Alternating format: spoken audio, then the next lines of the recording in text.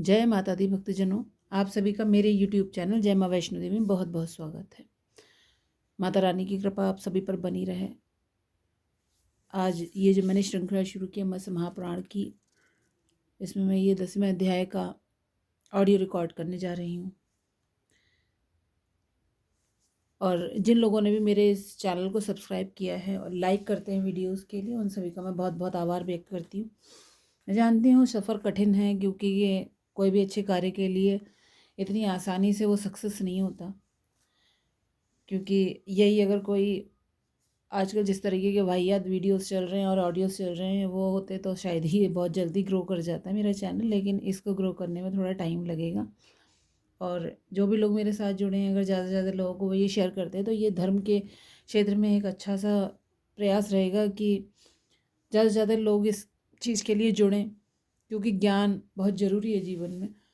और जब हम ये सब पाठ सुनते हैं तो कहीं ना कहीं हमारा ये जो देव ऋण का सिलसिला ये भी ख़त्म होता है। तो और चलिए जानते हैं अब इस अध्याय में क्या ही है।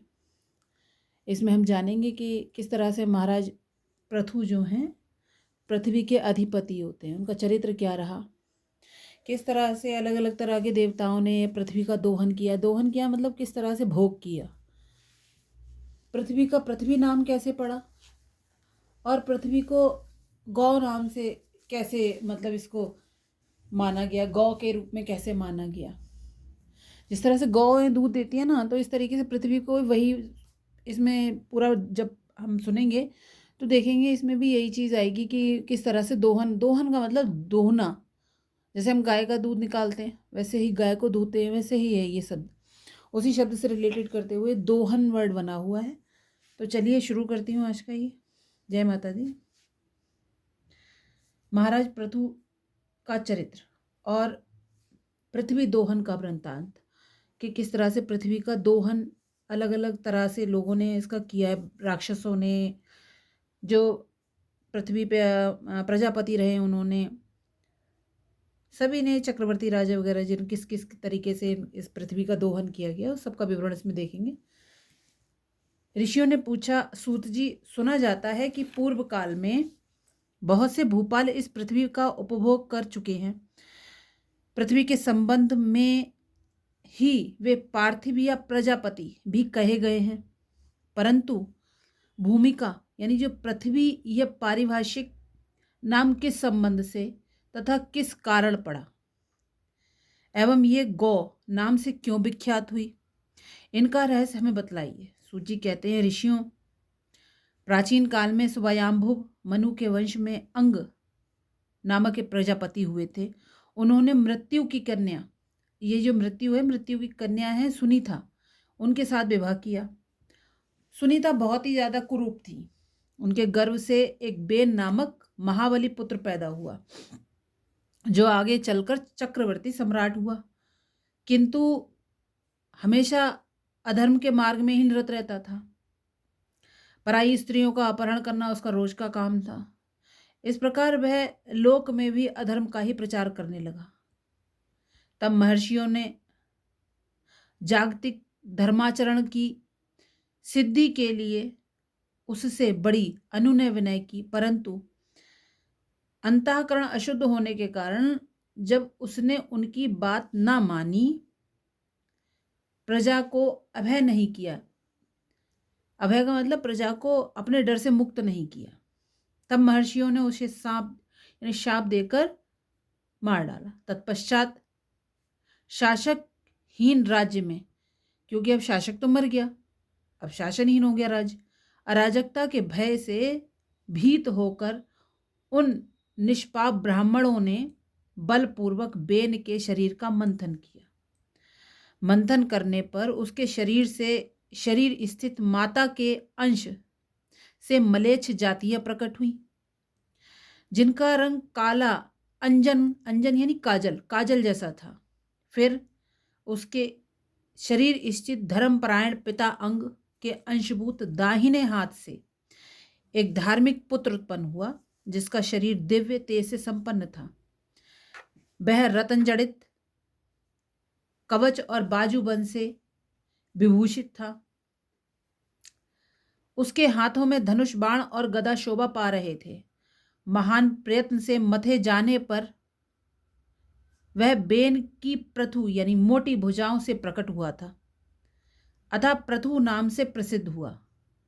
यद्यपि ब्राह्मणों ने उसे पिता के राज्य पर अभिषिक्त कर दिया था, तथापि उसने परम दारुण तपस्या करके विष्णु भगवान को प्रसन्न किया और उनके वरदान के प्रभाव से चराचर लोक को जीतकर पुनः स्वयं भी समस्त भूमंडल की अध्यक्षता प्राप्त की। तदंतर अमित पराक्रमी प्रथु भूतल को स्वाध्याय, बष्टकार और धर्म से विहीन देखकर क्रुद्ध हो उठे और धनुष पर बाण चलाकर उसे भस्म कर देने के लिए उद्यत हो गए। यह देखकर भूमि भयभीत होकर गौ का रूप धारण कर भाग चली, यानी जो पृथ्वी थी उसने अब गौ का रूप यानी गाय का रूप धर लिया है। इधर प्रचंड धनुर्धर प्रथु भी उसके पीछे दौड़ पड़े।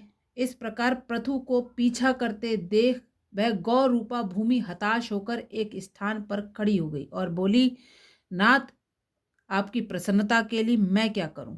तब प्रथु ने ऐसी बात कही, सुब्रते, तुम शीघ्र ही इस संपूर्ण चराचर जगत को मनोवांछित वस्तुएं प्रदान करो। यह सुनकर पृथ्वी बोली, अच्छा, ऐसा ही होगा। इस प्रकार पृथ्वी को अनुमति जानकर उन नरेश्वर प्रथु ने स्वयंभू मनु को बछड़ा बनाकर अपनी हथेली में गौ रूपी पृथ्वी का दोहन किया। वह दूहा हुआ पदार्थ शुद्ध अन्न हुआ, जिससे प्रजा का जीवन निर्वाह हुआ। फिर क्या था, अब तो दोहन की श्रृंखला ही चल पड़ी। एक बार इन्होंने दो लिया उसको, अब दोहन की श्रृंखला बन गई। पुनः ऋषियों ने भी इस पृथ्वी को दूहा। उस पृथ्वी पर चंद्रमा बछड़ा, अब चंद्रमा जो है बछड़े के रूप में आ गए। धोने वाले महर्षि बृहस्पति हैं, जो पात्र है वो वेद हैं, और दूहा हो गया पदार्थ जो है वह तप हुआ। देवताओं ने भी पृथ्वी का दोहन किया। उस समय दोहने वाले मित्र देव यानी इंद्र बछड़ा के रूप में है, तथा क्षीर दूहा गया रस। ऊर्जस्वी बल हुआ यानी बल के रूप में हुआ। उस दोहन में देवताओं का पात्र स्वर्ण में था यानी सोने का बना हुआ था। अंतक ने भी पृथ्वी का दोहन किया। उसमें यमराज बछड़ा बने और स्वधा रस था। स्वधा ये वही है जो पितरों के लिए हम श्राद्ध करते हैं। पितरों का पात्र रजतमय था।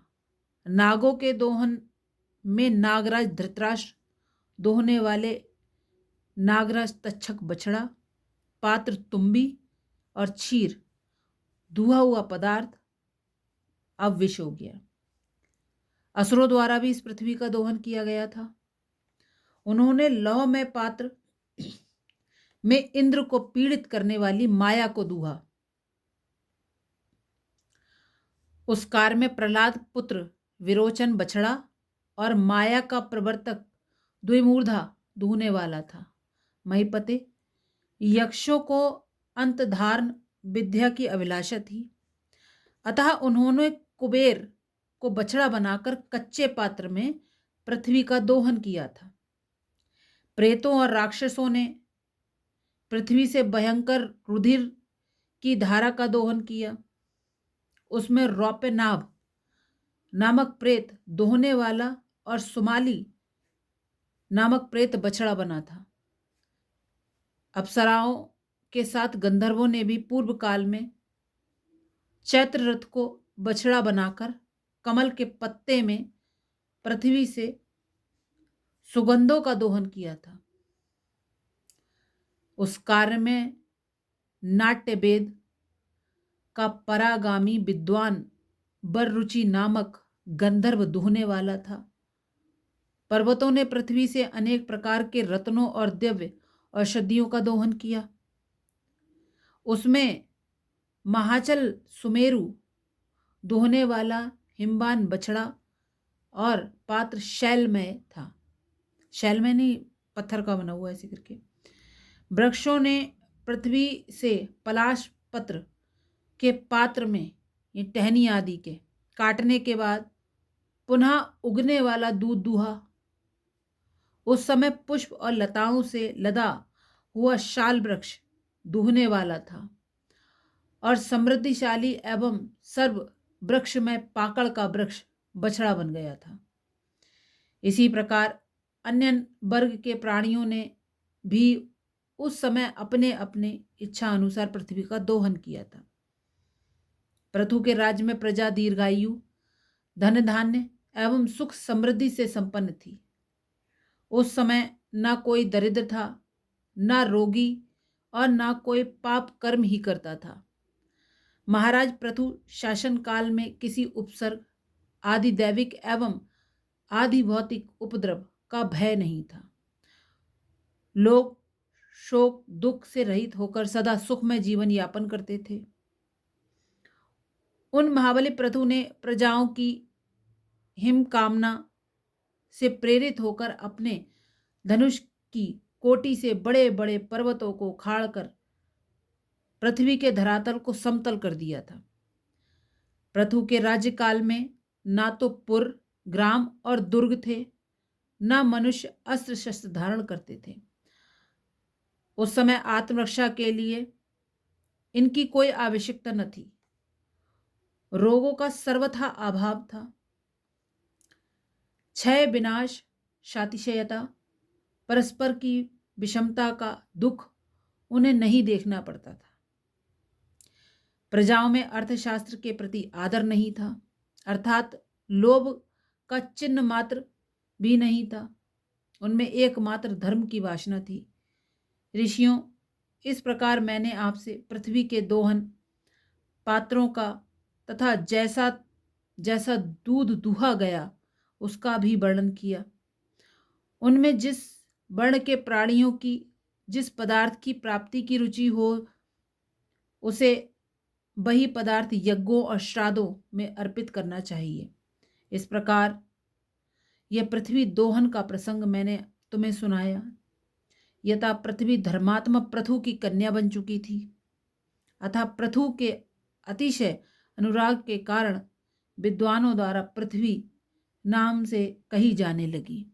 यानी इस तरह से पृथु के द्वारा जो अच्छे कर्म किए गए उसके द्वारा जब आगे चलकर उनकी पुत्री के रूप में उनको मान लिया गया पृथ्वी को, तो उन्हीं के नाम से जो विद्वान आगे बढ़े तो उन्हीं के नाम से उनको पृथ्वी के नाम से जाना गया।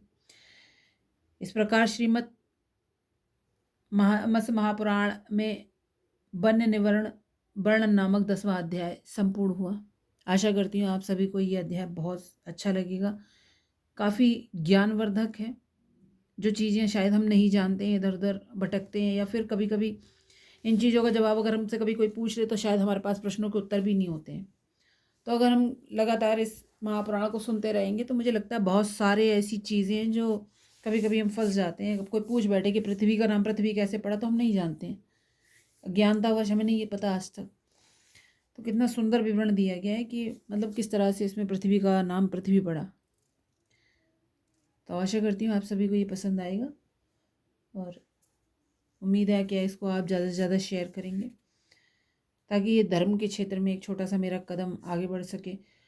और जितना लोग आध्यात्मिक होते जाएंगे उतना ही मुझे लगता है कि आजकल ये जो पाप कर्म चल रहे हैं या लोगों की प्रवृत्ति गंदी होती जा रही है, चरित्र गंदा होता जा रहा है, कहीं ना कहीं ये उसमें भी सपोर्ट करेगा। क्योंकि जितने हम धार्मिक रहते हैं तो कहीं ना कहीं ईश्वर भी हमारा सपोर्ट करते हैं कि हम गलतियों से बचे रहें। और हमेशा ईश्वर हमें संकेत देते रहते हैं कि हमसे कुछ गलतियाँ हो रही हैं, उनको हम कंट्रोल करें। लेकिन हम अज्ञानतावश जानते नहीं हैं। और जब नहीं जानते तो होता क्या है कि हम बार बार गलतियाँ करते रहते हैं। अगर हम ये सोच रहे हैं कहीं ना कहीं हमें भगवान हमारी गलतियों का ही रिजल्ट दे रहे हैं, तो शायद हम गलतियाँ करना बंद कर दें। चलिए ठीक है, धन्यवाद आप सभी का। जय माता दी।